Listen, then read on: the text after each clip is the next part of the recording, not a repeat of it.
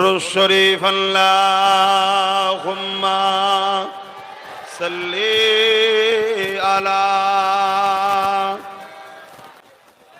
أعوذ بالله من الشيطان الرجيم بسم الله الرحمن الرحيم الحمد لله نحمده ونستعينه ونستغفره ونؤمن به ونتوكل عليه ونعوذ بالله من شرور أنفسنا ومن سيئات أعمالنا من يهدي الله فلا مضل له ونشهد أن لا إله إلا الله وحده لا شريك له ونشهد أن سيدنا وحبيبنا ومولانا محمدا عبده ورسوله আজ দুনিয়া জুড়ে দুই ধরনের দুশমন আছে, খুব মন দিয়ে শুনবেন। এক ধরনের দুশমন হচ্ছে আমাদের জানের দুশমন, আমাদের মালের দুশমন। তাদেরকে আমরা চিনি, যেমন আমার বাংলায় নতুন করে বসেছে, এরা আমাদের জান মালের দুশমন। কথা বুঝছেন? এদেরকে চিনি, কিন্তু এদেরই হাতে তৈরি করা আরেকটা দুশমন আছে। তাদের কাজ হলো আমাদের পাওয়ারটাকে কেড়ে নেওয়া। যদি আপনার মোবাইলে চার্জ না থাকে, আপনি কি যোগাযোগ করতে পারবেন? কানেকশনটা কেটে দাও পাওয়ারের। আর ওইটা পাওয়ারটা কি? ঈমান। ঈমান কি? নবীর প্রেম ও আদব। জোরে বলুন সুবহান। এটা হলো বড় ভয়ানক দুশমন। যারা আমাদের মধ্যেই থাকে, দাঁড়িয়ে আছে, টুপি আছে, আমাদেরই মতো লোক, নামাজও পড়ে, রোজাও রাখে, হজও, কিন্তু নবীকে আদব ও প্রেম করতে চাই না, আর নবীর কথা শোনাতেও চাই না। মনে রাখবেন, ইজ্জত আল্লাহ ও রসুলের জন্য। ইজ্জত কার? আল্লাহ ও রসুলের জন্য। কোরআন বলছে ইজ্জত আল্লাহ ও রসুলের। তারপরেই আল্লাহ বলছে ইজ্জত হলো আল্লাহ ও রসুলের পক্ষে মোমেন মোমেনাদের। জোরে বলুন সুবহান। তাহলে আপনি যদি ইজ্জত পেতে চান, আপনাকে আল্লাহ ও রসুলের হতে হবে। আপনি যদি সম্মান পেতে চান, অধিকার পেতে চান, মর্যাদা পেতে চান, কামিয়াবি হতে চান যে কোনো জায়গায়, তাহলে আপনাকে আল্লাহ ও রসুলের হতে হবে। তা আল্লাহর হওয়ার রাস্তা হলো মুহাম্মদ রসুলের কদমে নিজেকে কুরবান করা। জোরে বলুন সুবহান। কেন? আবু জেহেল আর আবু বকর দুজনই মক্কার লোক। একজন নবীর কদমে কুরবান হয়েছে, আল্লাহ পেয়েছে। আর একজন নবীর কদমে আসেনি, আল্লাহ পায়নি। একজনের নাম উমার, আর একজনের নাম হচ্ছে আবু সুফিয়ান, আবু লাহাব। উমার এসেছে নবীর কদমে, আল্লাহ পেয়েছে। আবু লাহাব আসেনি, আল্লাহ পায়নি। তাহলে আল্লাহ পাওয়ার জন্য আপনাকে মুস্তাফা জানে রহমত সাল্লাল্লাহু আলাইহি ওয়াসাল্লামের উপরে নিজেকে ফিদা করতে হবে, কোরবানি করতে হবে। রসুলের পাহারাদার, নবীর দ্বীনের গোলাম। নবী ছাড়া কিছু বুঝি না, নবী ছাড়া কিছু জানি না। এই মাকসাদ তৈরি করতে হবে, এই প্রেম তৈরি করতে হবে। আল্লাহ আপনাকে দুনিয়াতে শানওয়ালা করবে, আল্লাহ আপনাকে লিডার বানাবে, আল্লাহ আপনাকে ধনী বানাবে, আল্লাহ আপনাকে দুনিয়ার মানুষের কাছে সম্মানিত করবে, আবার আখিরাতেও সম্মানের জায়গা জান্নাতও দেবে। জোরে বলুন সুবহান। যে নবীকে ভালোবাসবেন, সেই নবীর সিরাত সম্বন্ধে জানা দরকার আছে না নাই? কে আমাদের লিডার, কে আমাদের নেতা? পথ প্রদর্শক।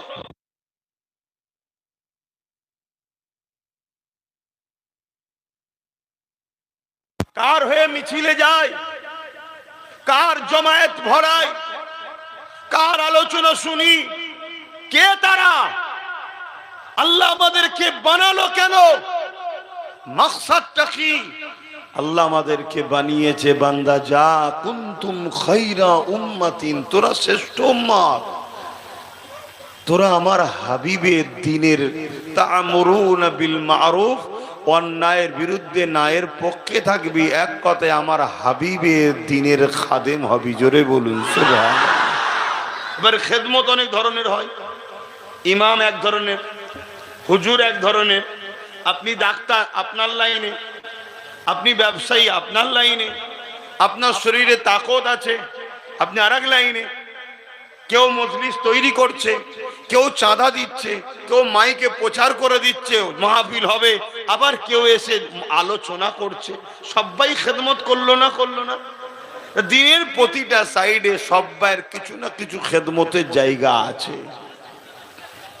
তা আমি আজকে আমার নবী পাকের ছোটবেলার কথা আলোচনা করব, আপনারা শুনবেন তো?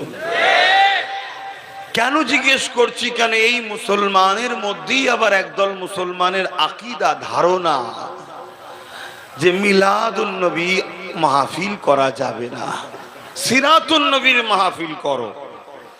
খুব পড়াশোনা না জানলেও মানুষ তো একটু হলেও জ্ঞান থাকলে একটু ভেবে চিনতে বলুন তো ভাই। সিরাত মানে তার জীবনী, মানে কি জীবনী, যার জীবনী আলোচনা করা হবে। কোন জীবনী তার শিশুবেলার কথা ছাড়া লিখা হয়? শৈশবকাল, কৈশবকাল, জন্ম তারিখ, বাপের নাম, মায়ের নাম, কোথায়, এইভাবেই তো একটা জীবনী হয় নাকি? বলছে মিলাদ মানে তার শিশুবেলার কথা, জন্ম বৃত্তান্ত আলোচনা। যদি কেউ বলে জীবনী বলো, জন্ম বৃত্তান্ত আলোচনা করো না, তাহলে জীবনী কি কমপ্লিট হবে? এটা কি আমাদেরকে মূর্খের মতো কথা বলা হবে না? আরে মিলাদ তার, সিরাত যার, সিরাত যার, মিলাদ তার। সবচেয়ে বড় কথা, মিলাদকে অস্বীকার করলে কুফরি হবে। একটা ঝাড়বো নিচে চলে যাবে।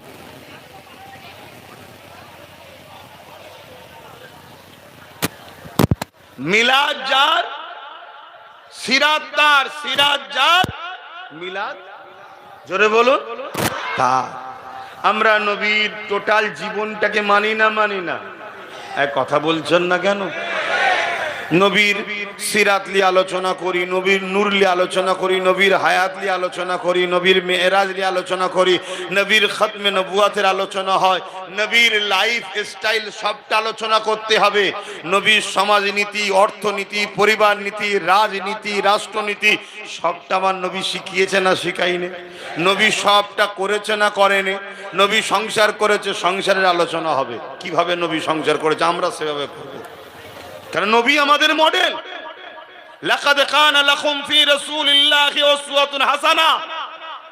মুহাম্মদ রাসূলের মতো মডেল পৃথিবীতে কেউ আসে না আর আসবে না। ইন্নাকা আলা খুলুকিন আযীম। সবথেকে উত্তম চরিত্রওয়ালা মুহাম্মদ রাসূল আমার বাপ বলছে না, যিনি বানিয়েছেন সেই আল্লাহ বলছে। জোরে বলুন সুবহানাল্লাহ। সেই নবী পাক সাল্লাল্লাহু আলাইহি সাল্লাম বিজনেস নীতি দিয়েছে, সেটাও আলোচনা হবে। অর্থনীতি দিয়েছে, ওটাও আলোচনা হবে। রাজনীতি দিয়েছে, রাসূলুল্লাহ রাজনীতি করে কিভাবে করতে হয় প্র্যাকটিক্যাল করে শিখিয়েছে, ওটাও আলোচনা হবে। সব আলোচনাই হবে, ঠিক না বে ঠিক? এই মাসটাই আলোচনা হবে নবীর শিশুবেলার কথা। কেন? নবীর আগমনের মাস, মিলাদের মাস। জোরে বলুন সুবহানাল্লাহ। কিন্তু দুঃখের বিষয়, আমার ভাইরা, কিছু ভাই তারা নবীর মিলাদ নিয়ে আপত্তি করে। দুঃখজনক এটা। আল্লাহ সেই ভাইদের হিদায়েত করেন, একসাথে নবীর মিলাদ বানাবার তৌফিক দেন। বলুন আমিন। মনে রাখবেন, আমার নবী নিজের মিলাদের খুশিতে নিজে খাসি দুম্বা জবাই করে সাহাবাদের খাইয়েছেন। জোরে বলুন সুবহানাল্লাহ। ভাইরা আমার, আপনাদেরকে কেউ ধোঁকা দিবার জন্য একটু ঘুরিয়ে বলতে পারে ওটা তো আকিকা ছিল। কি বলতে পারে? আকিকা। আমি খুব ভালো করে বলছি, আপনাদের ঘরে নবীর সাথে জুড়তে চাইছি। আপনারা যদি নবীর সাথে জুড়ে যান, প্রত্যেকটা বিপদে সাহায্য আল্লাহর পক্ষ থেকে পাবেন। জোরে বলুন সুবহানাল্লাহ। 100%। একটা উদাহরণ প্রথম দিয়ে দিই। হযরতে নবী ইব্রাহিম আলাইহিস সালাম, নাম শুনেছি আমরা সবাই, কেন আমাদের আব্বা জান হয়, আপনাদেরও আব্বা, মুসলিম জাতির পিতা। আপনারা কত সৌভাগ্যওয়ালা। তা আপনাদের বাপের আকীদা কি? আর আপনাদের আকীদা যদি গন্ডগোল হয় তাহলে অবাধ্য সন্তান, তাই তো নাকি? বাপের মতো আকীদা হতে হবে। তা নমরুদ ইব্রাহিম সাল্লামকে আগুনে ফেলছে, হাতে করে লিজে তো ফেলতে পারছেন, আগুনের তাপ এত, দূর থেকে চরকি করে ঘুরিয়ে দূর করে ফেলবে। তো ঘুরিয়ে যখন ছুঁড়ে ফেলছে, আব্বাজান ইব্রাহিম সাল্লাম তখন আকাশে শূন্যে উড়ছে। এমন সময় জিবরাইল সাল্লাম এসে গেছে, এসে বলছে, ভাই ইব্রাহিম কোনো হেল্প লাগবে, সাহায্য লাগবে? ইব্রাহিম সাল্লাম বলছে, না, কোনো সাহায্য লাগবে না। কেন ভাই, কেন? যে মুসা আলাইহিস সালাম উম্মতকে বাঁচাবার জন্য লাঠির সাহায্য নিয়েছিল, রাস্তার পানি দুদিকে দাঁড়িয়ে গেল, তিনিও নবী ইনিও নবী, আগুনে পড়ছে, সাহায্য করবে বলছে, সাহায্য লাগবে না বলছে কেন? কারণ ইব্রাহিম আলাইহিস সালাম জানে এই আগুন আমাকে পুরাতে পারবে না। কেন পুরাতে পারবে না? আমার পেশিনা কপাল মুবারকে নূরে মোহাম্মদ রসুল আছে। যতক্ষণ না এই নূরটা ইসমাইলের কাছে যাবে ততক্ষণ ইব্রাহিমের মরণ হবে না, হবে না, হবে না। জোরে বলুন সুবহানাল্লাহ, আরো জোরে বলুন সুবহানাল্লাহ। বলুন লব্বাইক ইয়া রাসূলুল্লাহ, লব্বাইক ইয়া রাসূলুল্লাহ। সরকার কি আমদ, सरकार की आमद, हुजूर की आमद, पुरनूर की आमद, आका की आमद, हबीब की आमद। नारे तकबीर, जश्न ईद मिलादुन नबीर महना, नारे तकबीर। তাহলে আব্বার আকীদা কি? হুজুর যখন আমার কাছে আসে, হুজুর যখন আমার কাছে আছে,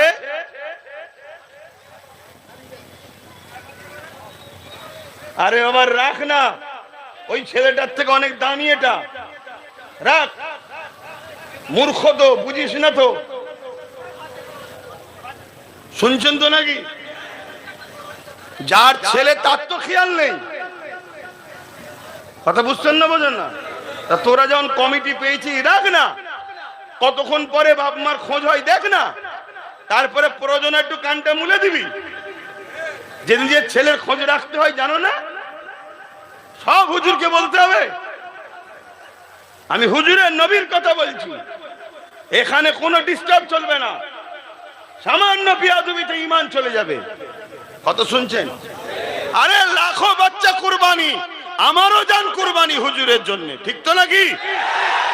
আল্লাহ কমিটির হাতে মিলিয়েছে, রেখে দে, দেখ না কে এসে জোটে। কি ছেলে দিবার সময় ফটোটা তুলে নিবি, তোর হাতে দিচ্ছি, ধর। কথা বুঝছেন তো নাকি? আজীব বিষয়, এই ডিস্টার্ব হয়ে গেল। ভাইয়ের আমার, মন দিয়ে শোনে, আমার কথা কষ্ট করছেন? এক ইমাম, তিনি তিনার ছাত্রদের শিক্ষা দিচ্ছে, এমন সময় তিনাকে ক্যাকড়া বিছে এসে কামড়েছে। কাপড়ের মধ্যে ঢুকে ক্যাকড়া বিছে কামড়েছে। ক্যাকড়া বিছে কাউকে কামড়ালে সে বোঝে, দুবার তিনবার মারলে মরে যাবে। এত জ্বলন, এত ভয়ঙ্কর বিষ, সাপকে কামড়ালে সাপ পর্যন্ত মরে যায়। সেই ক্যাকড়া বিছে কামড় দিয়েছে। হুজুর কিন্তু হাদিস বন্ধ করেনি।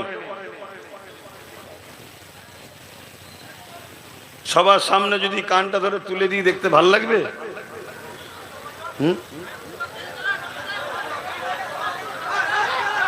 আস্তে, কেন বিয়াদবি করছো? ভাইরা আমার, ছাত্ররা হুজুরের পড়াশোনা শুনছে, হুজুর হাদিস শোনাচ্ছে।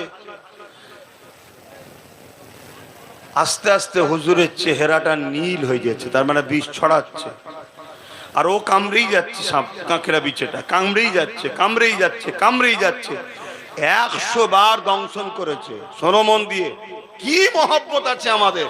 আমরা মার এমনি খাচ্ছি নাকি? হ্যাঁ, আমরা হুজুরের নয় বলেই তো মার খাচ্ছি। নামে মুসলমান, নামে তালপুকুর ঘটি ডোবে না। আদব কাকে বলে, মহব্বত কাকে বলে? 100 বার দংশন করেছে। হুজুর হাদিস বন্ধ করেনি, বলেই যাচ্ছে। চেহারা এবারে পুরো নীল হয়ে যাচ্ছে, ছাত্ররা উসপাস উসপাস করছে। হুজুরের চেহারা আস্তে আস্তে এরকম হয়ে যাচ্ছে কেন? উনি হাদিস শেষ করলেন, ছাত্ররা জিজ্ঞেস করছে, হুজুর আপনার চেহারার রং পাল্টে যাচ্ছে, কি ব্যাপার? বলছে, বাবা দেখ তো পিঠে কি কামড়াচ্ছে। এসে দেখছে যে ক্যাকড়া বিছে হুজুরকে এই কোমরের অংশে, পিঠের অংশে কামড়াচ্ছে। 100 বার দংশন করেছে। যে দংশনে আল্লাহ পাকের ইমাম বান্দা ইন্তেকালও হয়ে গেলেন, শহীদের মরণ পেলেন। বলুন সুবহানাল্লাহ। তা ছাত্ররা জিজ্ঞেস করছে, হুজুর আপনাকে যখন প্রথম কামড়ে ছিল আপনি তো বন্ধ করতে পারতেন।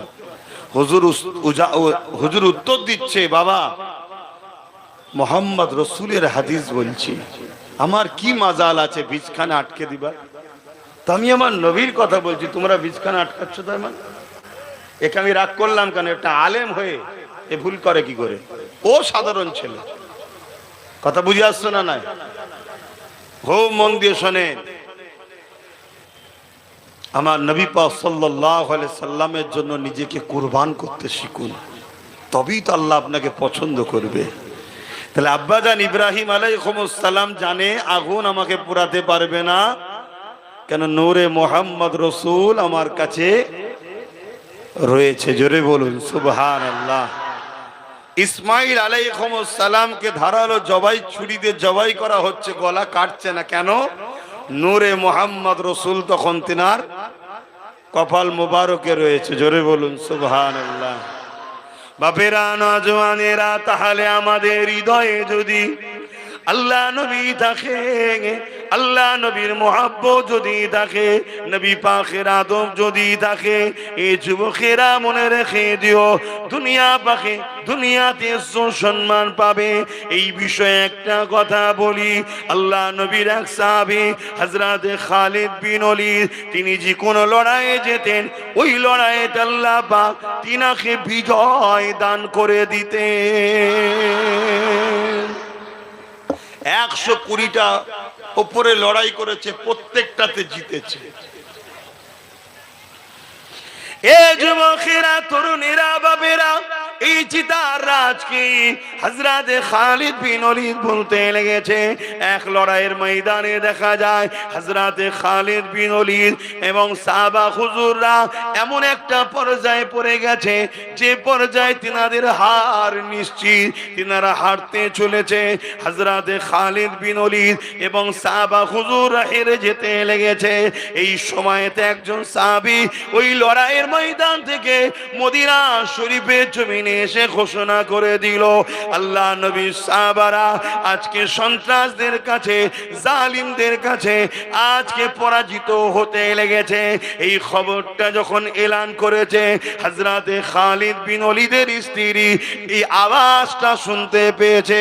শুনে তিনি অবাক হতে লেগেছে, আমার স্বামী যে লড়াইয়ে গেছে, ওই লড়াই কি করে হারতে পারে? কেন আমার স্বামীকে আল্লাহ সাইফুল্লাহ লকাব দিয়েছে, কোনোদিন কখনো হেরে যায়নি। এই জন্যে তিনার স্ত্রী ঘরের মধ্যে ঢুকে গেলে কাপড় টাপড় লড়িয়ে লড়িয়ে সরিয়ে দেখতে লেগেছে, হারের কারণটা পেয়ে গেছে। ওই কারণটা কি কারণ? এই কারণ যখন পেয়ে গেলে, সেটাকে সাথে করে নিয়ে হযরত খালিদ বিন ওলীদের স্ত্রী বোরখা পরে, নিকাব করে, এমন করে ঘোড়ার পিঠে উঠে রওনা দিতে লেগেছে। ওই লড়াইয়ের ময়দানে গিয়ে খালিদ বিন ওলীদের চতুর্দিকে ঘুরতে লেগেছে। খালিদ বিন ওলীদ বলতে লেগেছে, এই নেকাবওয়ালা খাতুন, কে আপনি? আমার চতুর্দিকে কেন ঘুরতে লেগেছেন? ওই সময় তিনি বলতে লাগলে, আমি আপনার স্ত্রী, খবর পেলাম লড়াইয়ের ময়দানে আপনারা হেরে যেতে লেগেছে। খালিদ বিন ওলীদ বলছে, হ্যাঁ, আমাদের পরাজয় আজকে নিশ্চিত, জিতার কোনো সুযোগ আর দেখতে পাচ্ছি না। ওই সময় স্ত্রী বলল, আমি হারে বারের কারণটা বুঝতে পেরে সেই কারণ নিয়ে এসেছি, যেটার জন্য আপনি বিজয় লাভ করতে। কি জন্যে আপনি পাগড়ি খানা খোলে, পাগড়ি খুলে দেখেন ওর ভেতরে আপনার সেই টুপিটা নাই যে টুপিতে রাসূলুল্লাহ দাড়ি মোবারক বাঁধা রয়েছে। আল্লাহ নবী একদিন খালিদ বিন ওলীদকে রাসূলুল্লাহর একটা দাড়ি মোবারক দিয়েছিল। ওই দাড়ি মোবারককে খালিদ বিন ওলীদ তিনি তিনার টুপির মধ্যে যত্ন করে রেখে দিয়েছিল। প্রতিটা লড়াই যখন যেতেন ওই টুপিটা পরে যেতেন, আর টুপির বরকতে অর্থাৎ রাসূলুল্লাহ নিজের দাড়ি মোবারকের বরকতে ওই লড়াইয়ের ময়দানে আল্লাহ খালিদ বিন ওলীদকে বিজয় দিয়ে দিতে।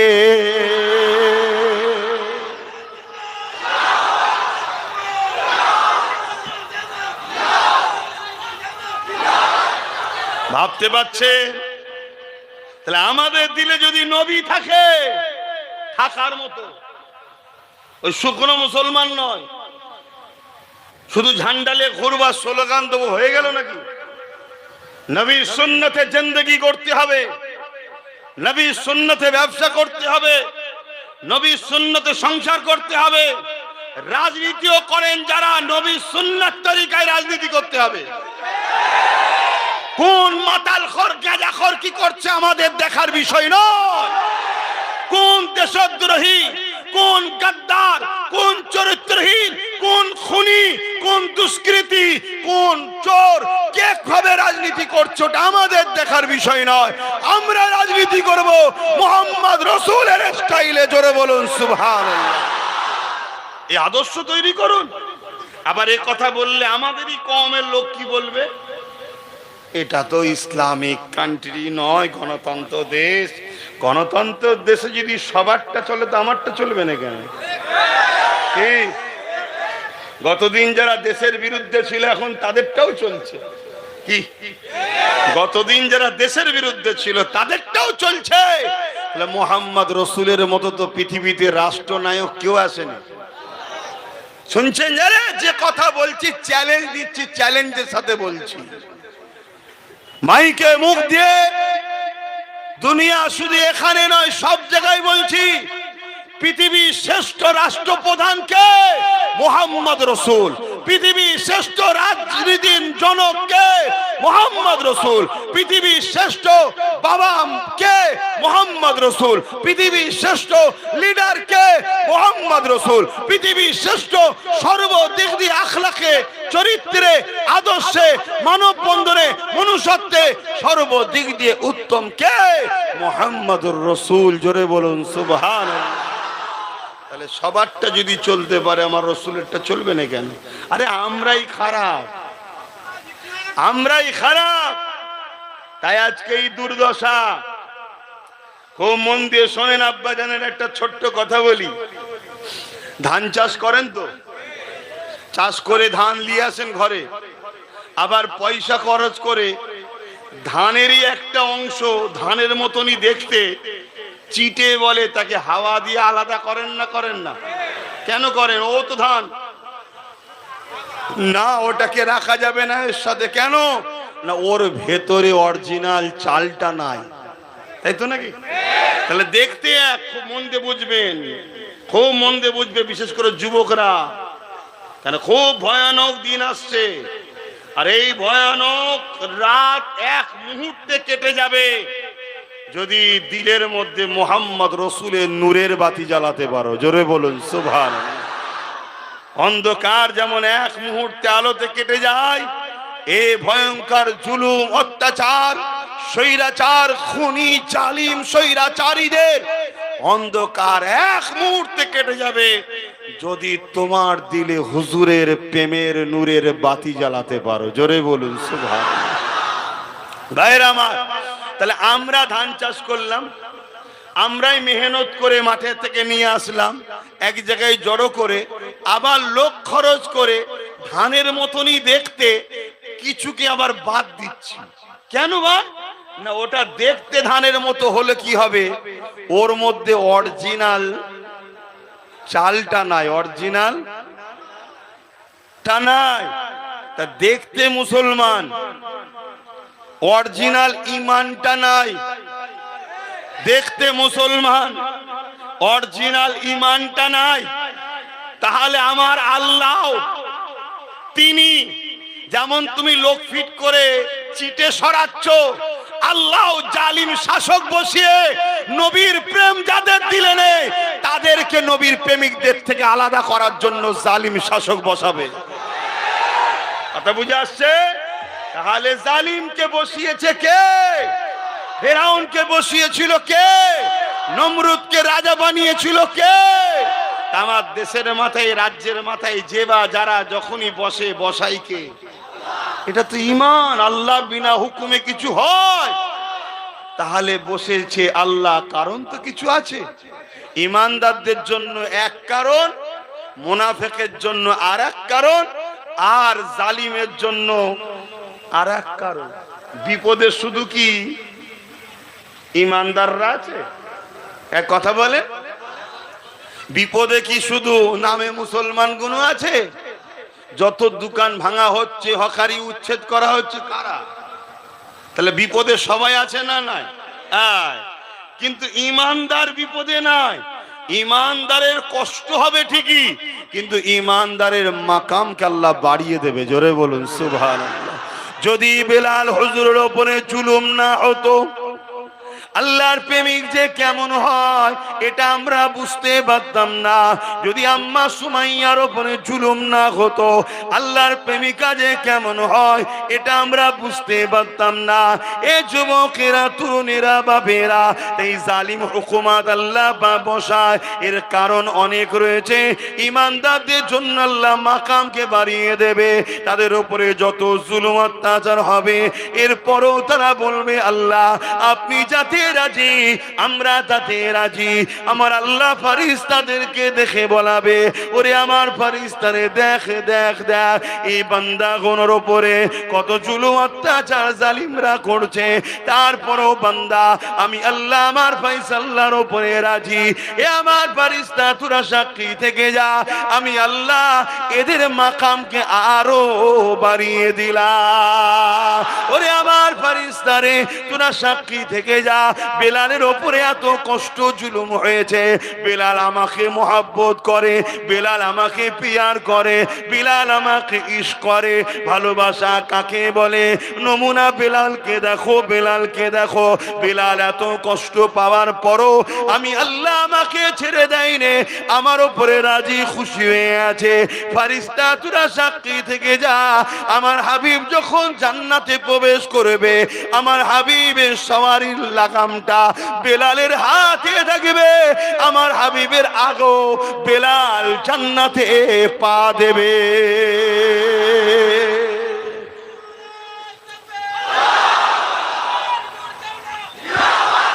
বুঝতে পারছেন? বুঝতে পারছেন? তাহলে বেলাল হুজুর এই মাকাম পেল কি করে? তার উপরে যদি আজমাইশ না হতো, তাহলে টেস্ট আমাদেরকে নেবে আল্লাহ। হ্যাঁ, এই অসুবিধা আছে নাকি? নতুন করে আবার এক জালিম বসেছে, অসুবিধা আছে? মনে রাখবে, গতকালকে যারা আমাদেরকে দালাল বলেছিল, আজকে খোলা দালাল তারা নিজেরা প্রমাণ দিচ্ছে। ঠিক না বেঠে? অনেক জায়গায় দেখছি সব সুরসুর করে ঢুকছে। কিরে গাদ্দার, কিরে হারামখোর, কিরে শয়তান, তোরাই তো গতকালকে আমাদেরকে দালাল বলতিস, আর আজকে কারা দালাল প্রমাণ হয়ে গেল তো নাকি? কিন্তু মনে রাখবেন নবীর হাদিস, যারা মসজিদ ভাঙতে চাইছে, মাদ্রাসা ভাঙতে চাইছে, আজান বন্ধ করতে চাইছে, মাইক খুলে নিতে চাইছে, জুলুম করতে চাইছে, এই ইমানদার মুসলমান শোনো, কোন মুসলমান যদি তাদের সাথ দেয় শক্তিশালী করার জন্য, তাদের দল করে, জেনে রেখে দিও ও সূরাতে সকলে মুসলমান। হাদিস বলছো বেঈমান ইসলাম থেকে বেরিয়ে গেছে, তাকে সালাম দেওয়া যাবে না, তার জানাজা পড়া যাবে না, তার সাথ দেওয়া যাবে না। সে মারা গেলে হাতে পায়ে দড়ি বেঁধে গরু ছাগলের ভাগাড়ে ফেলে দেওয়া দরকার। কারণ এই বেঈমান কোরআনের দুশমন, ইসলামের দুশমন, মসজিদ মাদ্রাসার দুশমনের দল করছে, এ কখনো ঈমানদার হতে পারে না। ঠিক না বেঠে? আজকে গাদ্দার গুলো সেদিন আমাদেরকে বলেছিলেন, আজকে সব চোর ধরা পড়ছে না বড়, সেই আজও লড়ছি কারা, আমরাই। কোর্টে কেস করছে কারা, আমরাই। হ্যাঁ, খুব সাবধান হন, মানুষ চিনুন, এখনো সময় আছে। রবিউল আউয়ালের চাঁদ বেশি ঝগড়া করবো না, কেন নবী সবার খুশির মাস, ও মাস কেটে গেলে তারপরে আবার হবে কোনি লড়াই। আমি যে কথা বলছি মন দিয়ে শুনছেন তো? তাহলে এই জায়গায় থাকার জন্য জায়গা কার? রাসূল পাক সাল্লাল্লাহু আলাইহি ওয়াসাল্লাম। বলুন কার? রাসূল পাক সাল্লাল্লাহু আলাইহি ওয়াসাল্লাম। এখন কারো মনে হতে পারে যে আল্লাহকে রাখবেন না। আচ্ছা, নবী পাক সাল্লাল্লাহু আলাইহি ওয়াসাল্লামকে যারা যারা মেনেছে তারা আল্লাহকে মেনেছে না মানেনি? কিন্তু আল্লাহ মানা লোক নবী মানেনি, এমন আছে না নাই? এজন্যই আল্লাহ বলছে আমার হাবিব যেখানে আছে নিশ্চিন্তায় থাকো, আমি আছি। যেখানে আমি আছি হাবিব নাও থাকতে পারে, অতএব সেখানে আমাকে তোমরা পাবে না, আর যেখানে হাবিব আছে সেখানে আমাকে পাবে। তাই আল্লাহ কোরআনে বললেন, কুল ইন কুনতুম তুহিব্বুনাল্লাহ, যারা বলে হাবিব আপনি বলে দেন আল্লাহকে ভালোবাসি, এরা যদি সত্য হয় ফাত্তাবিউনি, আগে যেন আপনার ইত্তেবা করে, আপনার অনুসরণ করে। আপনাকে ইত্তেবা অনুসরণ করে যারা মেনে নেবে, মহব্বত করে নেবে, তাদের জন্য খুশির খবর, ইউহিব্বুকুমুল্লাহ, আমি আল্লাহ তাদেরকে ভালোবাসবো। জোরে বলুন সুবহানাল্লাহ। তাহলে আমাদের কাজ নবীর কদম পর্যন্ত যাওয়া, আর নবীকে যে কদম পর্যন্ত পৌঁছালেই আল্লাহ তার রহমত দিয়ে আমাদেরকে ঘিরে নেবে। জোরে বলুন সুবহানাল্লাহ। আমাদের কাজ দিলে নবী ও নবীর আদব প্রেমের জায়গা তৈরি করা। যখনই আমরা নবীকে ভালোবেসে নেব, সঙ্গে সঙ্গে আল্লাহ আমাদেরকে ভালোবেসে নেবে। জোরে বলুন সুবহানাল্লাহ। আল্লাহ কারো মুখাপেক্ষী নয়, কথা বুঝে আসছে? আল্লাহ তোমার মুখাপেক্ষী নয়। আল্লাহ কুদরতি ইচ্ছা হলো আমার বন্ধুকে ভালোবাস, তাহলেই আমাকে পেয়ে যাবি। কথা মাথায় ঢুকছে? আর আছে সে সাহায্যকার। ছেলেটা কি করছে? কেন করছিস? কি করছিস? তুই তো ডিস্টার্ব করছিস, আমাকে। হ্যাঁ, কেন বাবা এসিস? হ্যাঁ, তুই তো ডিস্টার্ব করলি আমাকে, আমার তো মনটা তোর দিকে যাচ্ছে বারবার। কি যাবে না? বাপেরা, নওজওয়ানেরা মন দিয়ে শোনেন, আল্লাহ নবী নূহ নবীকে আল্লাহ এই মাসে পাঠিয়েছিলেন। তামাম পৃথিবীকে আল্লাহ নবী পাঠিয়ে আল্লাহ পাক আজাদি দিয়েছিলেন।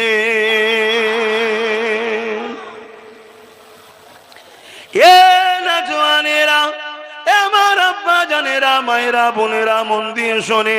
আম্মা জান আমেনা বলতে, আমার গর্ভে আমার সন্তান রয়েছে, আমি আমেনা বড় খুশিতে দিন রাত কাটাতে লাগলাম। এক দিন এক একটা নবী আলাইহিস সালাম এসে আমি আমেনাকে মুবারকবাদ দিতে লেগেছে, আমি আমেনাকে খুশি সংবাদ দিতে লেগেছে, আমি আমেনাকে মারহাবা দিতে লেগেছে, আমি আমেনা বড় খুশিতে দিন কাটাতে লাগলাম। এ যুবকেরা, তরুণেরা, বাপেরা, আম্মা আমেনা বলতে লেগেছে, আমি যখন পানি আনার জন্য এমন করে কুয়ার দিকে রওনা দিলাম, আমি আমেনা দেখতে পেলাম রাস্তার পাথরগুলো আমি আমেনা নিজে কানে শুনতে পেলাম, তারা বলতে লেগেছে আসসালাতু আসসালামু আলাইকা ইয়া রাসূলুল্লাহ ইয়া হাবিবাল্লাহ। আমি আমেনা অবাক হয়ে যেতে লাগলাম।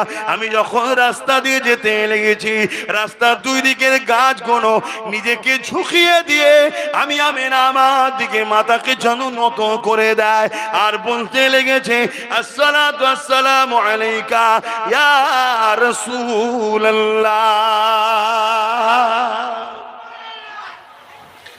এই কথাগুলো উম্মতের জানা দরকার আছে না নাই? হ্যাঁ, তো এইগুলো তো শিশুবেলার কথা নাকি? হ্যাঁ, কিন্তু এই কথা বললে একটা জিনিস প্রমাণ হবে। কি প্রমাণ হবে? যে আমার নবী শিশুবেলাতে নবী ছিলেন। জোরে বলুন সুবহানাল্লাহ। মায়ের রেহেম মুবারকও যখন ছিলেন তখনও মুহাম্মদ রাসূল নবী ছিলেন। জোরে বলুন সুবহানাল্লাহ। আর ইসলামের দুশমনরা আমাদেরকে কি শিখাচ্ছে? নবী 40 বছর বয়সে নবী হয়েছে। কবে? এটা আপনারা মানেন? জোরে বলে।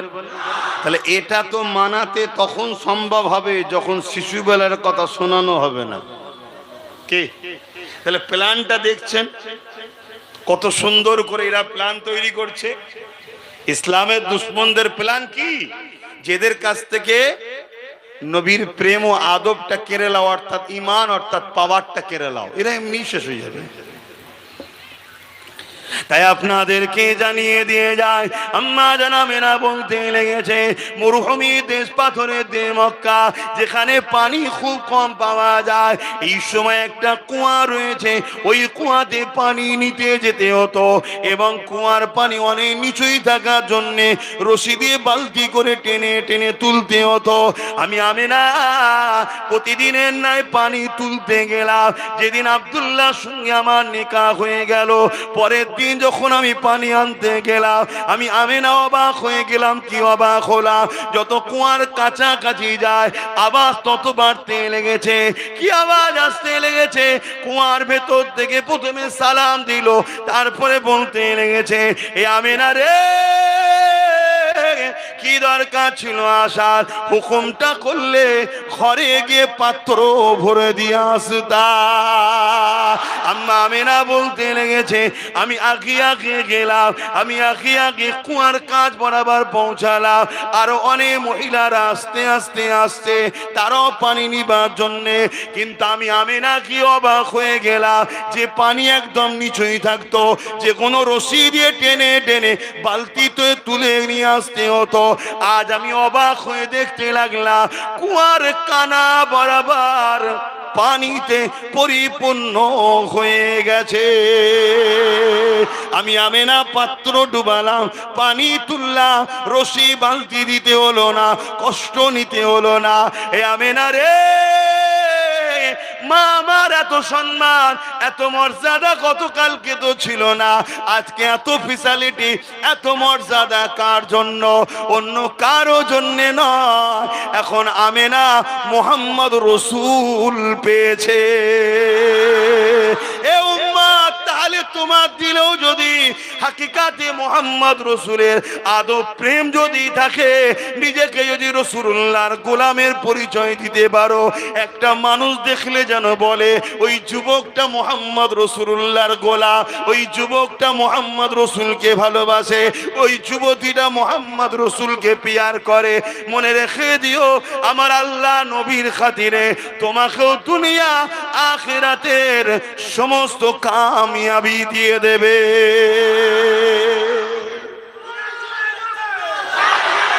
আস্তে ওসব স্লোগান মাহফিলে দেবে না, কোনো বাইরে ঠিক আছে, কথা বুঝে আসছে? হুজুরের স্লোগান দাও, আমার নবীর মিলাদের নবীর স্লোগান দাও। আমি কে? হ্যাঁ, আমার নবীর জুতো মুবারকের ধুলোর উপযুক্ত হতে পেরেছি কি সন্দেহ? হ্যাঁ, সন্দেহ কি হতে পারিনি? তাহলে আমার স্লোগান নাই, আমার হুজুরের স্লোগান দাও। আদব করো যুবক, আদব করো, নবীকে পিয়ার করো, মহব্বত করো, খুব সাবধান হও। না হয় আজ যেটা প্যালেস্তাইনে হচ্ছে, সুদানে হচ্ছে, কাল তোমার সঙ্গে হবে। কেউ তোমার পাশে নেই বাপ, আর কারো ক্ষমতা নেই তোমার কিছু করতে পারে, কেন সব ক্ষমতার মালিক, জোরে বলো, আল্লাহ। সেই নবীর হও। অসুবিধা হচ্ছে? আমার নবীর কথা শুনতে ভালো লাগছে? যাদের নবীর কথা শুনতে ভালো লাগে না, মনে হয় তাদের মধ্যে ঈমান আছে। যে মুসলমানের মধ্যে ঈমান নেই, ওই চার্জবিহীন মোবাইলের থেকেও খারাপ, ও বেকার, কোনো কাজে লাগবে না। কথা মাথায় ঢুকছে? হ্যাঁ। তাই বলে যাচ্ছি যুবকদের ঘরে নবীর হও। আহা, আমার নবী পাকের একটা গোলাম।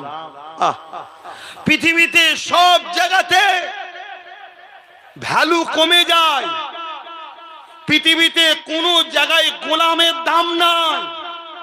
সব জায়গায় গোলাম যে হয় তাকে অপমান করা হয়, গোলামের ইজ্জত ছোট হয়, গোলামের সম্মান কম। পৃথিবীর সব ক্ষেত্রেই দেখো, নেতার গোলাম, প্রধানের গোলাম, সেনাপ্রধানের গোলাম, মন্ত্রীর গোলাম, যেখানেই তুমি তাকাও, বা যত বড় সেলিব্রিটি হোক, একটু বয়স হয়ে গেলেই কিন্তু ভ্যালুলেস। খেলোয়াড় দাম কমে যাচ্ছে, গায়ক বয়স হয়েছে দাম ভ্যালু শেষ, নেতা বয়স হয়ে গেছে দলের লোকই আর পছন্দ করছে না। শুনছেন তো নাকি? কিন্তু পৃথিবীতে ওয়াহেদ একটা জায়গা, যার গোলামিতে যত বয়স বাড়বে তার তত দাম বাড়বে। আজ থেকে 800 বছর আগে এই হিন্দুস্তানের বুকে এক আতায়ে রসুল গোলাম এসেছিলেন।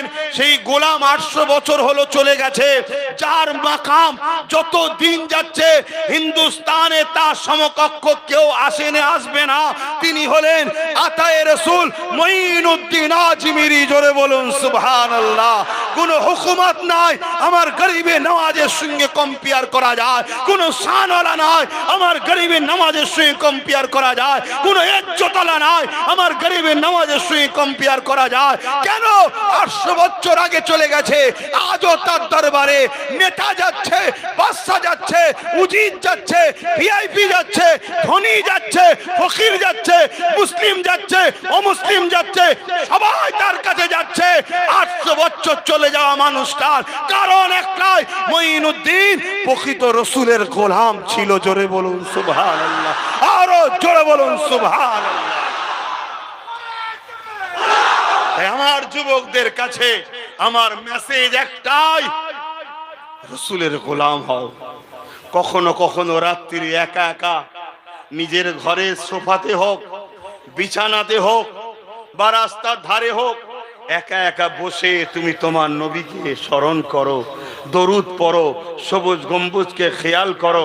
ইয়া রাসূলুল্লাহ, ইয়া রাসূলুল্লাহ, শুনেছি হার আশিকের ঘরে আপনি আসেন, একবার আমার ঘরেও আসুন।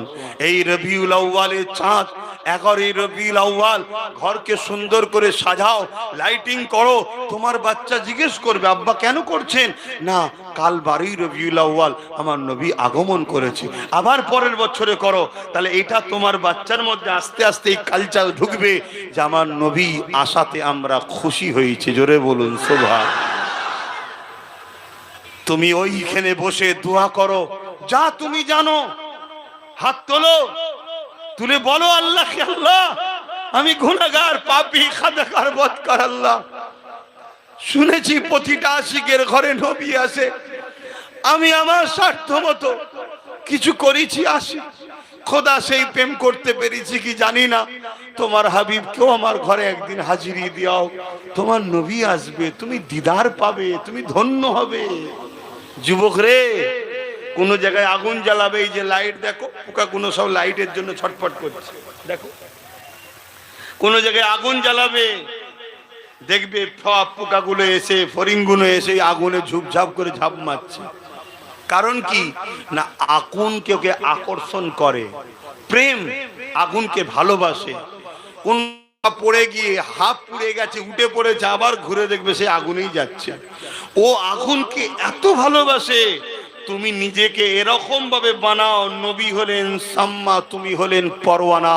নবীর জন্য নিজেকে ওইভাবে পরওয়ানার মতো নবীর জন্য নিজেকে কুরবান করো, তবে তো তুমি শান্তি পাবে। আমার রস শুনছো তো নাকি? তোমরা এইসব শোনার খেয়ালে আছো কি আমি জানি না, কিন্তু আমি মনে করি যে তার নবীর কথা শুনতে চাই না, সে উম্মত বেঁচে থাকার থেকে মরে যাওয়াই দরকার আছে। ভুল হতে পারে, হালকা বয়সে লাফালাফি হতে পারে, সব জায়গায় কম্প্রোমাইজ হতে পারে, কিন্তু মোহাম্মদ রসুলের ব্যাপারে তো মজবুত থাকা দরকার। এখানে কোনো কম্প্রোমাইজ নেই। এখানে বাপ হোক, মা হোক, নেতা হোক, লিডার হোক, হুজুর হোক, আমির হোক, পীর সাহেব হোক, ইমাম হোক, মুফতি হোক, যে বেটাই হোক, হুজুরের বেলায় কোনো কম্প্রোমাইজ নেই। এটা আকীদা হওয়া দরকার, ঠিক তো নাকি? হ্যাঁ, তবেই তো তুমি প্রকৃত ঈমানদার।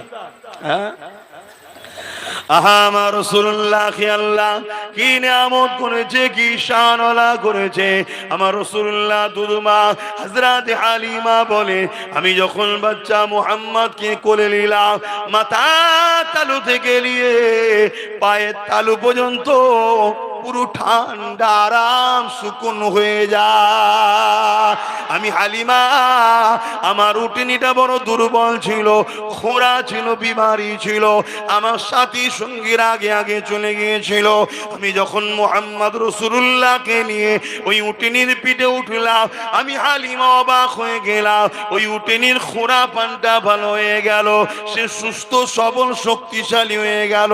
এত দ্রুত যেতে লাগলো, আমার সাথে যারা আগে চলে গিয়েছিল তাদের সবাইকে পিছনে ফেলে আমি হালিমা সবার আগে ঘরে পৌঁছে গেলাম।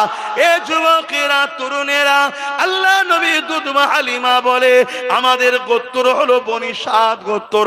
ওই গোত্রের যত জীবজন্তু ছিল তারা বড় দুর্বল ছিল, তারা ক্ষুধার্ত ছিল। কেন? খাবারের বড় অভাব। কেন? মক্কা মদিনাতে আনাজ কাজ পাওয়া যায় না, সেখানে পাহাড় পর্বত মরুভূমি বেশি। কিন্তু আমি হালিমা অবাক হয়ে গেলাম। আমি ঘরে গিয়ে দেখলাম এবং বনি সাদ গোত্রের আমার মুহাম্মদ রাসূলুল্লাহ যখন পৌঁছলো আমার কোলে কোলে, সঙ্গে সঙ্গে বনি সাদ গোত্রের একটা ঠান্ডা সুকুন মিঠা হাওয়া বইতে লাগলো। এত শান্তি, এত সুকুন, এত ঠান্ডা হাওয়া কখনোই পূর্বে বনি সাদ গোত্রের কেউ কখনো পায়নি। এবং প্রতিটা জীবজন্তুর স্তন দুধেতে পূর্ণ হয়ে গেল। এগুলো কি রসুলের মুজিজা? বলবেন তো মুজিজা কখন হয়? নবীদেরই তো মুজিজা হয়। তাহলে নবী তখন নবী ছিলেন না ছিলেন না? হ্যাঁ, এই জন্যই শিশুবেলার আলোচনারও দরকার আছে। আর যারা করতে চায় না, করতে দেয় না, তাদের মূলত আকীদা নবী 40 বছর আগে নবী ছিল না। বলুন নাউজুবিল্লাহ। আরে আমার নবী তো তখন নবী ছিল যখন বাপ আদম আলাইহিস সালাম কাদা মাটির সাথে মিলেছিল, তখনও আমার নবী নবী ছিলেন। আমার নবী তো তখন নবী ছিল যখন জিবরাইল, ইসরাফিল, মিকাইল, আজরাইল কাউকে আল্লাহ বানায়নি। আর একটু যদি আগিয়ে গিয়ে বলি, আমার নবী কখন নবী? যখন দ্বিতীয় কেউ ছিল না, শুধুমাত্র ছিল আল্লাহ, দ্বিতীয় কোনো ছিল না। তখন আমার আল্লাহ নবীকে তৈরি করলেন। তখন নবী যখন তৃতীয় কেউ ছিল না, আল্লাহ ছিলেন, দ্বিতীয় কেউ ছিল না, নবী হলেন, তৃতীয় কেউ ছিল না। আমার নবী তখনও নবী। জোরে বলুন সুবহানাল্লাহ। তাই তো আল্লাহ কোরআনে নবীকে আদর করে ডাকছে ইয়াসিন, এটা আমার নবীর নাম। জোরে বলুন সুবহানাল্লাহ। তখনও আমার নবী নবী ছিলেন। তাহলে সেই নবীর মোহব্বত দিলে রাখতে হবে তো নাকি? ইনসাফ নবী কাজ, নবীর মিশন ইনসাফ। কেউ যদি বেইনসাফি করে, তার বিরুদ্ধে লড়াই যখন করবেন, জানবেন আপনি নবীর দ্বীনের জন্য করছেন। জোরে বলুন সুবহানাল্লাহ। জুলুমকে রুকা মুহাম্মদ রাসূলুল্লাহর কাজ। কেউ যদি জুলুম করে, তার বিরুদ্ধে লড়াই করবেন, দিলের মধ্যে রাখবেন আমার নবীর কাজ করছি, ওটাও নেকি হবে। জোরে বলুন সুবহানাল্লাহ। গরিবকে সাহায্য করা মুহাম্মদ রাসূলুল্লাহর কাজ। কেউ গরিবদেরকে লুটলে তার বিরোধী করবেন, মনে রাখবেন আমার রাসূলুল্লাহ সুন্নাত পালন করছি। জোরে বলুন সুবহানাল্লাহ। এটাই তো নবীর উম্মতের পরিচয় হবে। নবীর উম্মত কারা? যারা ন্যায়ের পক্ষে, সত্যের পক্ষে, মানবতার পক্ষে, মনুষ্যত্বের পক্ষে, ভ্রাতৃত্বের পক্ষে, ঐক্যের পক্ষে, একতার পক্ষে, ক্ষুধার্তদের পক্ষে, অসহায়ের পক্ষে, মুসলিমের পক্ষে, এতিমের পক্ষে, বিধবার পক্ষে, নিজের মাতৃভূমিকে বাঁচাবার পক্ষে, নিজের মাতৃভূমিকে চোর মুক্ত, দুর্নীতি মুক্ত, জুলুম মুক্ত করার জন্য যে ইমানদারটা লড়াই করে, ওই ইমানদারটা রাসূলুল্লাহ সুন্নতে আছে। জোরে বলুন সুবহানাল্লাহ। আরো জোরে বলুন সুবহানাল্লাহ। ভাইরা আমার, চ্যালেঞ্জ দিচ্ছি, শুনছেন তো নাকি? ইসলামে শুধু নামাজ, রোজা, দাড়ি, টুপি এইটুকু নয় রে বাবা। ইসলাম কমপ্লিট জীবন ব্যবস্থার নাম। জোরে বলুন সুবহানাল্লাহ। নবী আবু জেহেলের বিরুদ্ধে লড়েছে, নবী উতবা, সাইবা, আবু লাহাব, রোম, কেসরা, কাইসার জালিম শাসকদের বিরুদ্ধে লড়েছে।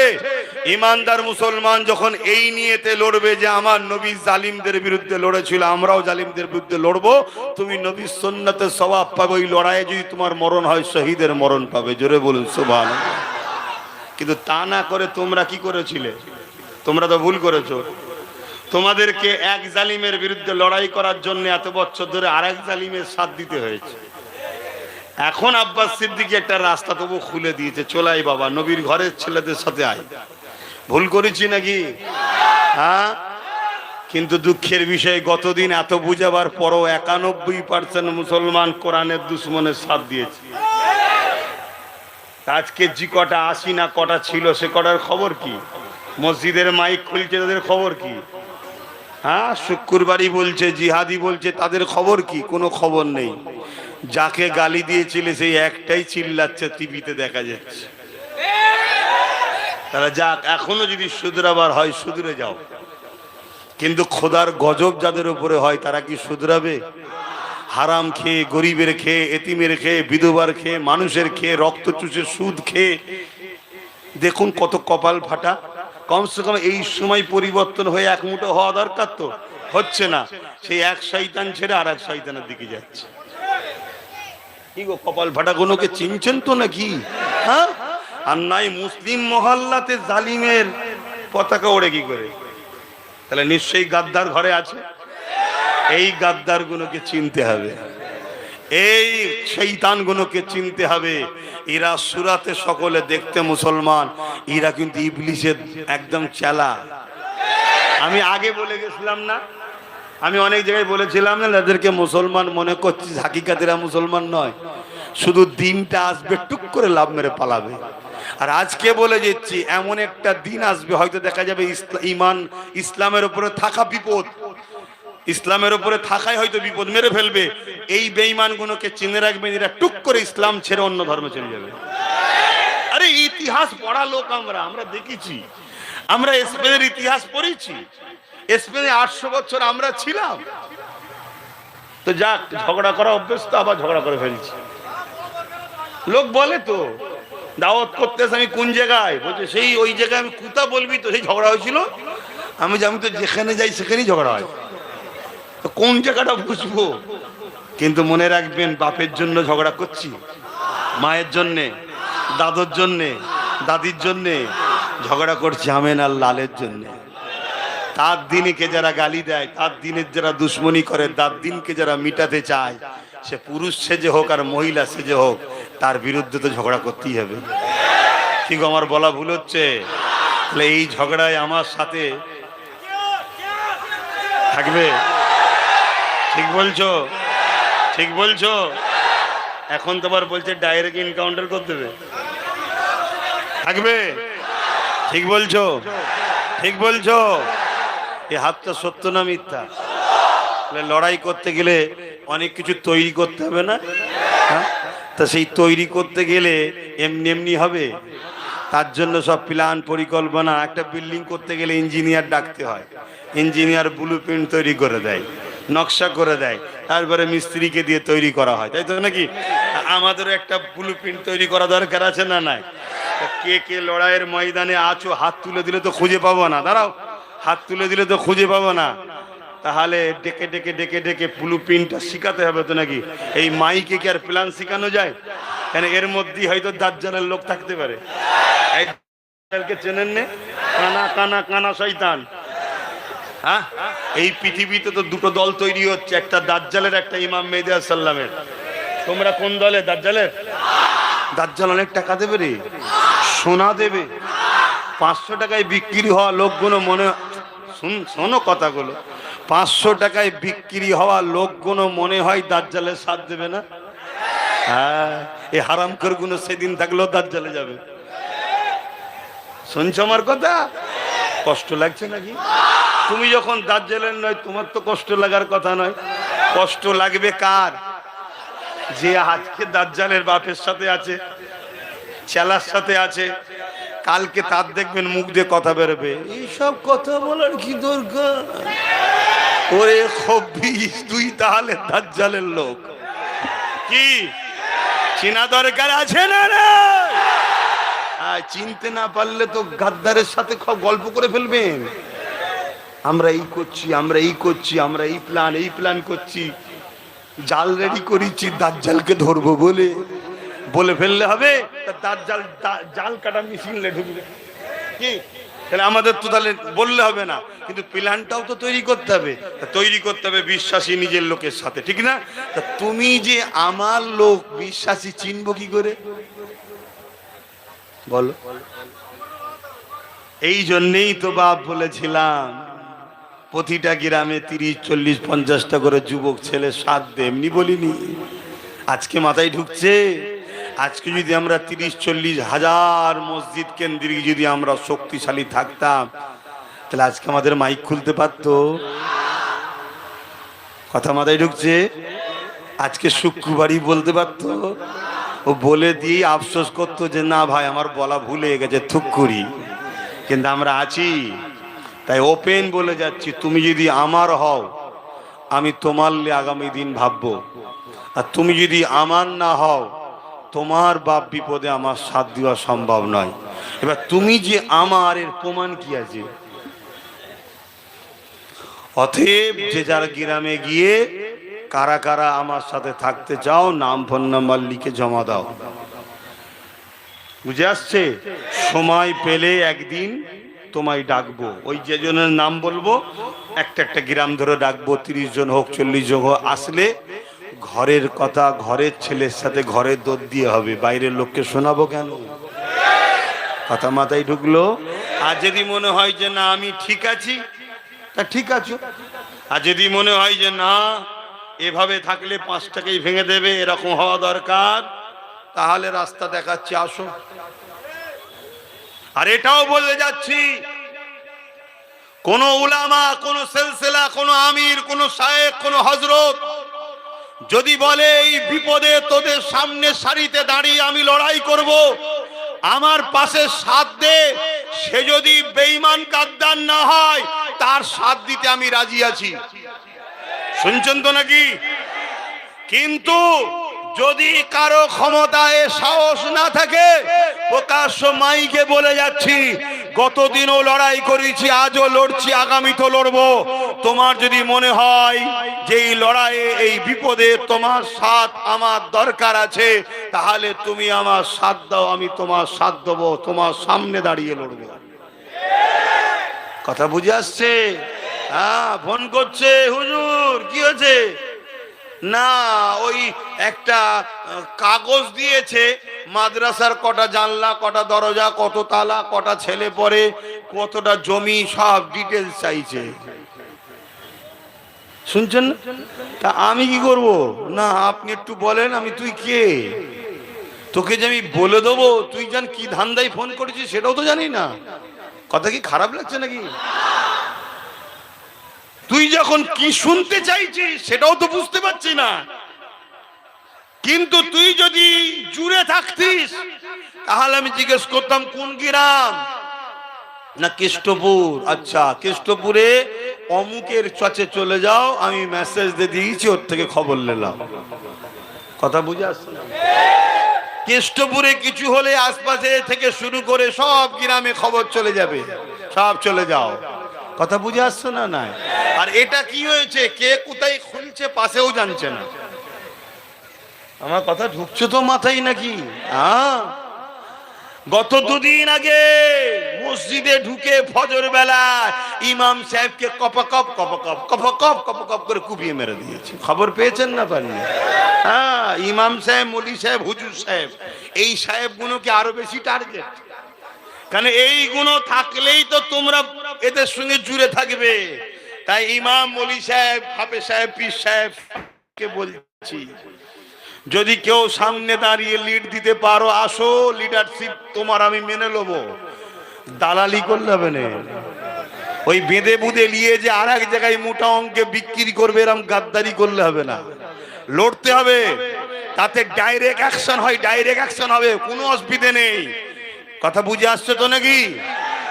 আর যদি বলো যে না, তাহলে তাড়াতাড়ি জুড়ে যাও, এক জায়গায় হও। আর নচেত, হ্যালো, ইমাম সাহেবকে মেরেছে, মৌলী সাহেবকে মেরেছে, হুজুর সাহেবকে মেরেছে, যে যা চুলকানি চুলকে লাও। 10 বছর ধরে বুঝাচ্ছি, 10 বছর ধরে, যে প্রতিটা গ্রাম থেকে কম করে হলো 30 জন করে যুবক আমার সাথ দেয়। বুঝাচ্ছি না বুঝাইনি?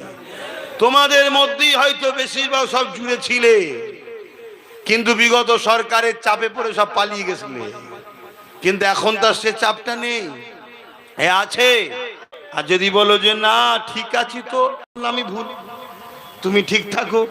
আর যদি বলো হয় যে না সত্যি ঐক্য হওয়া দরকার, একদল মারার জন্য এক হচ্ছে, তো ডিফেন্সের জন্য এক হব না কেন? তাহলে হও, তবে মনে রেখে দিও লিডার যেন ইমানদার হয়। কথা মাথায় ঢুকছে? আর না সব বেকার হয়ে যাবে। তো যাক, আমার কথায় কষ্ট পেচ্ছেন না তো? বাপেরা আসেন, আমার নবী পাকের আর একটু কথা বলি। আমার আম্মা জানেরা, দুনিয়ার মায়েদের গর্ভে যখন সন্তান হয়, ওই মায়েদের যন্ত্রণা হয়, ওই মায়েরা বুঝতে পারে। এবং বাচ্চা যত বড় হয়, মায়েদের পেটটা তত বড় হয়। কিন্তু আম্মা আমেনা বলছেন, আমি কখনো কোনো কষ্ট পাইনি, আমার পেট কখনো বড় হয়নি, এবং মায়েদের যেটা মাসে হয়, আমি আমেনার কোনোদিন বন্ধ হয়নি। কেননা ওই রক্তটা তোমাকে আমাকে নবীর সাহায্যে আল্লাহ তোমার আমার পেটে দিয়েছে। কিন্তু আমার রাসূলুল্লাহকে আল্লাহ পাক ওই নাপাক রক্ত দেননি। এ যুবকেরা, তরুণেরা, আম্মা জান দুদুমা হালিমা বলে, আমি আমার বাচ্চা মুহাম্মদ রাসূলুল্লাহকে নিয়ে নিজের ঘরের মধ্যে চলে গেলাম। আহারে বড় লোকের বাচ্চা দিগকে আমরা তাদের বাচ্চাদের খেলনা কিনে দিই, কিন্তু আমার রাসূলুল্লাহকে খেলনা কিনে দিবার কেউ না। এই দুদুমা হালিমা বলতে লেগেছে এবং তিনার সন্তান বলতে লেগেছে, যখন চাঁদিনী রাতে চাঁদ উঠেছে আর আমি মুহাম্মদ রাসূলুল্লাহকে কোলে নিয়ে রয়েছি, আমি অবাক হয়ে গেলাম। বাচ্চা মুহাম্মদ কোলে শুয়ে উংলির ইশারা যেদিকে করতে থাকে, নবী পাকের আগুনের ইশারাতে চাঁদ সেদিকে দুলতে দুলতে লড়তে থাকে। আরো জোরে বলুন সুবহান। এ যুবকেরা, তরুণেরা, কেন আকাশের চাঁদটাও হলো আমার রাসূলুল্লাহর উম্মত, আকাশের চাঁদটাও হলো আমার রাসূলুল্লাহর গোলাম। এই জন্যই তো নবী বড় হয়ে আবু কুবাইস পাহাড়ের ধারে দাঁড়িয়ে হাবিব আজম হাবিব ইয়ামানি যখন দেখতে চাইলো, আমার নবী পাক উংলির ইশারা করলেন, চাঁদ দু টুকরো হয়ে গেল, চাঁদ দুনিয়াকে দেখিয়ে দিল। এই আশরাফুল মখলুকাত মানুষ জাতিরা, শোনো, তোমরা নবীকে ভালোবাসো বলো, নবীর জন্য একটা আঙুল কাটতে পারো না। আর আমি চাঁদ নবী পাকের ইশারাতে নিজেকে নিজে দুটুকরো করে নবীর প্রেমের জন্য ইজহার করে দিলাম। আরো জোরে বলুন সুবহান। মহব্বত করো আমার নবীকে। কি গো, ভেতরে ঢুকে পড়ে বিপদে পড়ে যাওনি তো কেউ? এসেছিলাম শুনবো এক, শোনাচ্ছে আর এক, এরম হচ্ছে নাকি? হ্যাঁ, বাপ যে দলের লোক নিয়ে আসবি সে লোক তো তার দলের কথাই বলবে। তো মোহাম্মদ রসুলের গোলাম নিয়ে এসছিস, মোহাম্মদ রসুলের কথাই তো বলবো। তরুণেরা, আমার আব্বা জানেরা, মায়েরা, বোনেরা, মন দিয়ে শুনে রেখে দান, আমার রাসূলুল্লাহর আগমনে খুশি বানাবার কথা আল্লাহ পাক কোরআনের মধ্যে নিজে জানিয়ে দিয়েছে। কুল বিফাদলিল্লাহি ওয়া বিরহমাতি ফাবিযালিকা ফালিয়াফরাহু। আমার হাবিব, আপনি বলে দিন দুনিয়ার মানুষকে আল্লাহ রহমত ও ফজল পেয়ে দুনিয়ার মানুষ যেন খুব খুশি বানায়। এই 12 রবিউল আউয়াল সোমবার শুভেচ্ছা থেকে সময় আল্লাহ পাকের রহমত আল্লাহ পাঠিয়েছিলেন। আল্লাহ পাকের শ্রেষ্ঠ ফজল, শ্রেষ্ঠ নিয়ামত আল্লাহ পাক পাঠিয়েছিলেন। সূরা আম্বিয়ার মধ্যে আল্লাহ জানালেন, ওয়া মা আরসালনাকা ইল্লা রাহমাতাল লিল আলামিন। আমি আমার হাবিবকে তামাম আলমের জন্য রহমত করে পাঠিয়েছি। এই যুবকেরা, তরুণেরা, আল্লাহ আগের আয়াতে বললেন রহমত পেয়ে খুশি বানাও। তাই এই মাসে 12 তারিখে রহমত পেয়েছি। তাই এই মাস আসলে আমরা বেশি বেশি করে খুশি বানাই। আমরা খুশি কিসে? আমার রাসূলুল্লাহর আলোচনা কথা শুনে। এটাই তো ভালোবাসার নিদর্শন। যে যাকে ভালোবাসে তার কথা শুনতে ভালো লাগে, তাই তো নাকি? যে যাকে পিয়ার করে তার কথা বলতেও ভালো লাগে। তাহলে আমার রসুল এসেছেন 12 রবিউল আউয়ালে, আর এই মাস যখনই আসে আমরা খুশি বানাই। কেউ বলতে পারে সে কবে একবার এসেছে তো সব বারবার বানাতে হবে কেন? আরে এটা তো বছরে একবার মাস আসে। জুম্মার দিনটা ঈদের দিন না ঈদের দিন নয়? জোরে বলুন। ঈদের দিন কেন? জুম্মার দিনে বাপ আদম আলাইহিস সালাম জন্ম আল্লাহ তৈরি করেছিলেন, দুনিয়া এসেছিলেন। জোরে বলুন সুবহানাল্লাহ। ও তো প্রতি সপ্তাহে তাহলে বানানো হয়, ওটা তো প্রতি সপ্তাহে বানানো হয়, বছরে 52 বার। ব্যাপারটা ওটা নয়, ব্যাপারটা হলো আমার রসুলের থেকে আমাদেরকে সরাবার চিন্তা। তাই বলে যায় রসুলকে মহব্বত করেন, পিয়ার করেন, ভালোবাসেন।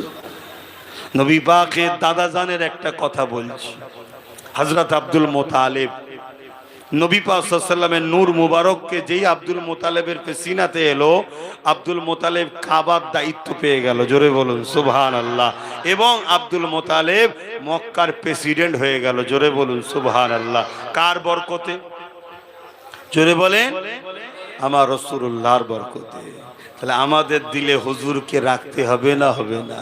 তবেই তো বরকত হবে, তবেই তো ঘরে শান্তি হবে, তবেই তো অভাব অনটন দূর হবে, তবেই তো রাস্তাঘাটে বিপদ আপদ থেকে আল্লাহ সাহায্যে হিফাজত হবে। বাপেরা, নওজোয়ানেরা, আমার রাসূলুল্লাহ দাদাকে যখন আবরাহা বাদশাহ এমন করে কাবা শরীফকে ভাঙতে চেয়েছিল, জানেন তো নাকি? কি গো, জানেন তো নাকি? এসব তো বলাও বন্ধ হয়ে গেছে। এই যে মসজিদ ভাঙছে, এটা নতুন নয়, তখন আবরাহা করেছিল, এখন আবরাহার চালারা করছে। এই নওজোয়ান তরুণেরা, আবরাহা বাদশাহর কাবাকে ভাঙার জন্য হাজার হাজার শক্তিশালী সৈন্য নিয়ে মক্কাতে প্রবেশ করেছিল। কিন্তু কাবাকে ভাঙতে গেলে একটা বাহানা তো লাগবে, ঝগড়া করার জন্য একটা বাহানা তো প্রয়োজন রয়েছে। এই জন্য আবরাহা বাদশাহ এমন করে দেখা যায় আমার রাসূলুল্লাহ দাদার কাছে একটা দূতকে পাঠিয়ে দিল, যার দ্বারা খবর পাঠিয়ে দিল আমি কাবাকে ভাঙতে এসেছি, যেন আব্দুল মুতালিব এমন করে মক্কার লোকেরা আমার বিরুদ্ধে না যায়, তাহলে আমি তাদের সঙ্গে কোনো ঝগড়া করব না, আমি কাবা ভেঙে দিয়ে চলে যাব। রাসূলুল্লাহ দাদা ওই দূতটা যখন, ওই পিয়নটা যখন রাসূলুল্লাহ দাদার কাছে আসলো, সে রাসূলুল্লাহ দাদার দিকে যখনই তাকালো, সঙ্গে সঙ্গে ওই রাসূলুল্লাহ দাদার কাছে ওই আবরাহা বাদশার পক্ষ থেকে যে সংবাদ নিয়ে এসেছিল, সে রাসূলুল্লাহ দাদার কদমে মাথা নত করে দিয়েছে। কেননা আমার রাসূলুল্লাহ নূর মুবারক তখন রাসূলুল্লাহ দাদার কপালে তো রয়েছে, এই চমকের কাছে সে মাথাকে নত করে দিয়েছে। অনেক বড় কথা, রাসূলুল্লাহ দাদাকে এমন করে আবরাহা বাদশার একটা মিটিং হলো, একসাথে মিটিং দেখা হবে, সাক্ষাৎ। আবরাহা বাদশাহ সৈন্য রাসূলুল্লাহ দাদার খুব প্রশংসা করেছে গিয়ে। আবরাহা বাদশাহ রেগে লাল, যে তুমি আমার খাওয়া রসুলের দাদার গুণ গাইছো, আব্দুল মুতালিবের গুণ গাইছো। তাই অহংকারী বাদশাহ অহংকারের সঙ্গে বসে আছে, আর রাসূলুল্লাহ দাদা যখনই দেখতে যাচ্ছে, ঢুকছে, শুনছেন? তা আবরাহা বাদশাহ রাসূলুল্লাহ দাদাকে দেখে উঠে দাঁড়াচ্ছে। জোরে বলুন সুবহানাল্লাহ। তাহলে সম্মান দিবার মালিক আল্লাহ। আল্লাহ যদি তোমাকে সম্মানিত করে, কেউ তোমাকে বেইজ্জতি করতে পারবে না, এটা মনে রাখবে। আর সম্মান ওই ব্যক্তিই পাবে, কিছুদিনের জন্য ভাড়াটিয়া সম্মান আলাদা কথা। বিগত সরকার পয়সা দিয়ে অনেক পুলিশ টুলিশ নেতা কেতা অনেক সম্মান পেয়েছিল না, পায়নি। এখন কি পেয়েছে? এখন ডিম পেচ্ছে, ডিম আন্ডা, তাই তো নাকি? তাহলে পয়সা দিয়ে ভাড়াটিয়া সম্মান আলাদা, আর আল্লাহর পক্ষ থেকে পাওয়া আলাদা, ঠিক তো নাকি? এগুলো সব ভাড়া করে এনেছি নাকি আমি? হ্যাঁ, হায় হায়, খুব সাবধান। তা আব্রাহা বাদশা রাসূলুল্লাহ দাদাকে দেখে উঠে দাঁড়াচ্ছে, অপরদিকে রাসূলুল্লাহ দাদাকে আবার একটা বিরাট বড় হাতির পিঠে চেপে আব্রাহা বাদশা এসেছে, সেই হাতিটা দেখাতে নিয়ে যাচ্ছে, যাতে করে রাসূলুল্লাহ দাদা মক্কায় গিয়ে বলে আব্রাহার সঙ্গে লাগিস না, বিরাট শক্তিশালী। তো রাসূলুল্লাহ দাদা যখন ওই সৈন্য দেখতে যাচ্ছে, ওই হাতিটা যখনই রাসূলুল্লাহ দাদার দিকে তাকিয়েছে, শিকলে বাঁধা ছিল, শিকল ছিঁড়ে সোজা এসে নিজের মাথাকে রাসূলুল্লাহ দাদার কদমে দিয়ে দিয়েছে। জোরে বলুন সুবহানাল্লাহ। কেন?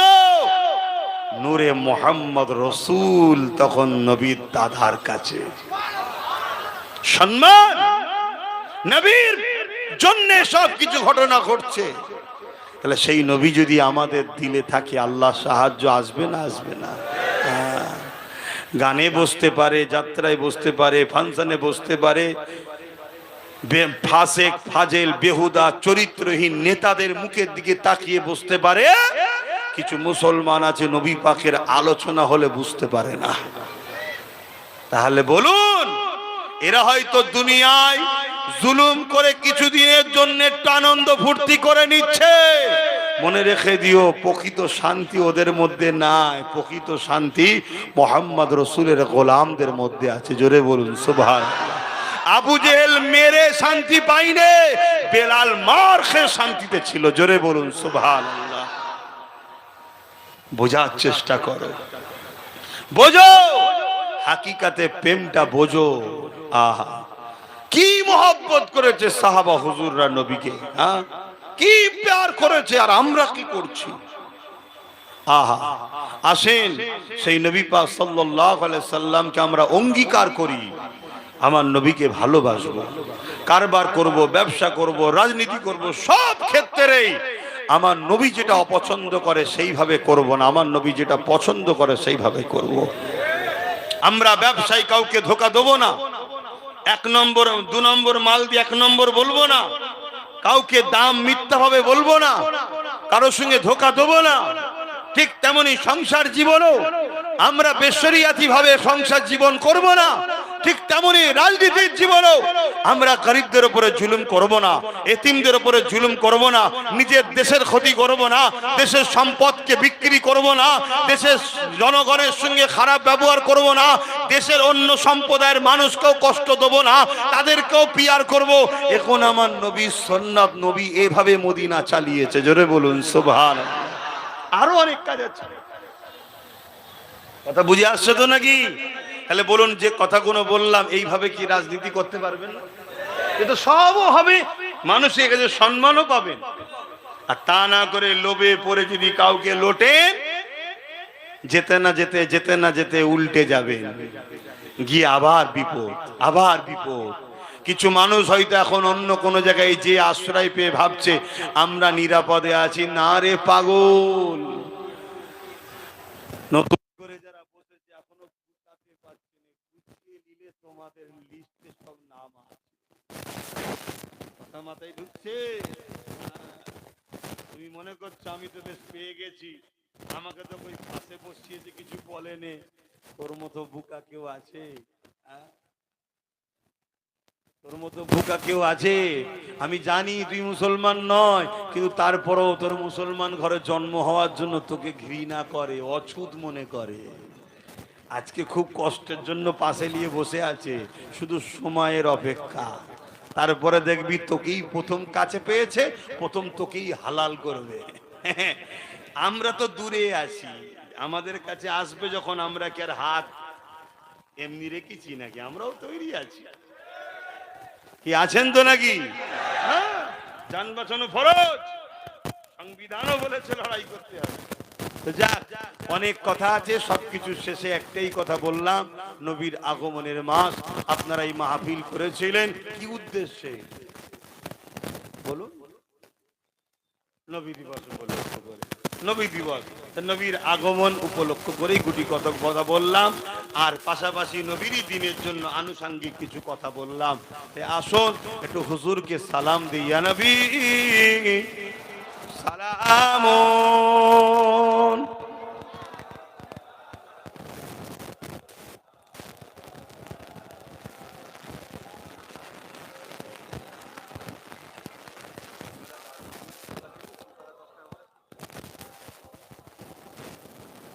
এ বাবা আপনারা দাঁড়িয়ে সালাম দেন তো, কেন অনেকদিন কেষ্টপুরে আসেনি, রাতারাতি সব সিলসিলা উল্টে যায় না তো আবার।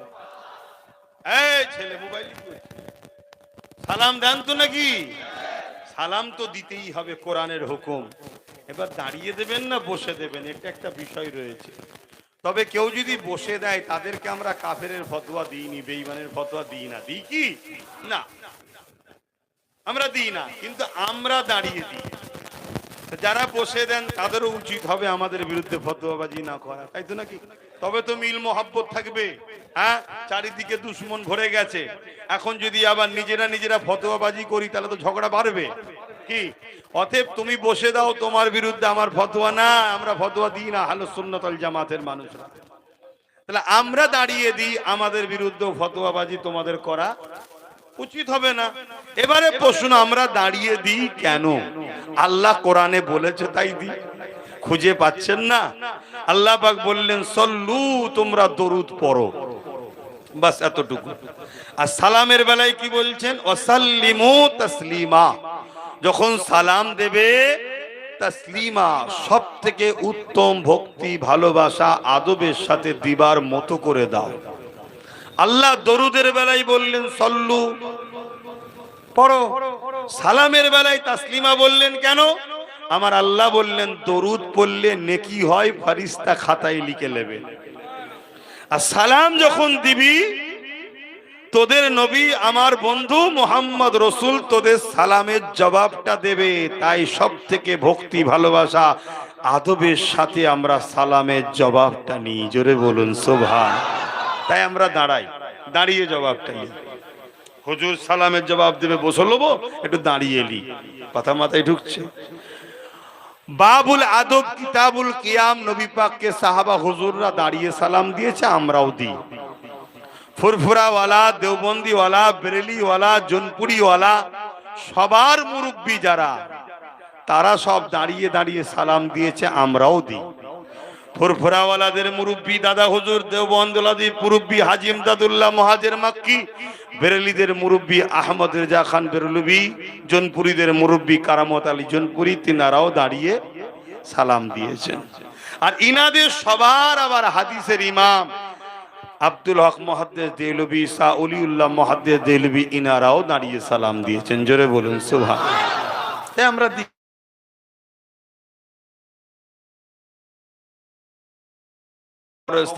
পুরো ইসলামের উপরে জুলুম নেমে এসেছে, তাই নিজেদের মধ্যে মতনৈক্য করতে চাইছি না। তাই আমরা কেউ বসে দিলে যেমন ফতোয়া দিই না, যে বসে দিচ্ছ বেঈমান হয়ে গেছে, কাফের হয়ে গেছে। তা আপনারা যদি কেউ বসে দেনেওয়ালা থাকেন, আপনাদেরও উচিত নয় দাঁড়ানেওয়ালাদের বিরুদ্ধে ফতোয়াবাজি করা, তাই তো নাকি? তবেই তো মিলটা থাকবে। কিন্তু আমরা দিই কেন? আদবে হুজুরের সালামের জবাব লব। আমার নবীকে সালাম দেবেন, নবী জবাব দেবে তো নাকি? সালাম দিয়া কি আর জবাব দিয়া, তা নবী জবাব দেবে না? তাহলে বেকার বেকার দিচ্ছেন। হ্যাঁ হ্যাঁ, মনে রাখবেন নবী জবাব দেবেন, ওই জবাবটা আদবের সাথে লব। কথা মাথায় ঢুকছে? আর নামাজে বসে সালামের জবাব লি, ওখানে নামাজের ফরজের সম্মানার্থে। কথা বুঝে আসছে? হ্যাঁ, এই জন্য আমরা মাহফিলে দাঁড়িয়ে সালাম দিয়ে। আসুন সকলে প্রাণ খুলে, জবান খুলে, নূরের নবী, দয়ান নবী, হায়াতুন নবী, শাফাতুন নবী, কামলিওয়ালা নবী, দুনিয়াতে এখনো আমাদেরকে যিনি দোয়া করছেন, পরকালে যিনি আমাদেরকে শাফাআত করে জান্নাতে নিয়ে যাবেন, সেই নবী পাককে সালাম দেব। দিল খুলে পড়ুন, ইয়া নবী সালাম, ইয়া রাসূল, ইয়া হাবিব সালাম, সালাম, ইয়া নবী নামো ও পিয়ারা, ইয়া রাসূল নামো प्यारा, अर्श पर हक ने पुकारा, सच पैगंबर हक हमारा, या नबी ইয়া রাসূল ইয়া হাবিব সালাম